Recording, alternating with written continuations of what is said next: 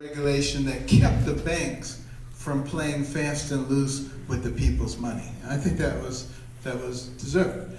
Now, in the 90s, for some reason, we began to think that men were, in fact, angels. And therefore, we didn't need Glass-Steagall anymore. And it took about 20 years for that to catch up with us in about 2007, 2008. But it's always going to catch up with you. So you do need the right kinds of regulations. I think we have overreacted with Dodd-Frank and a bunch of other SEC type regulations.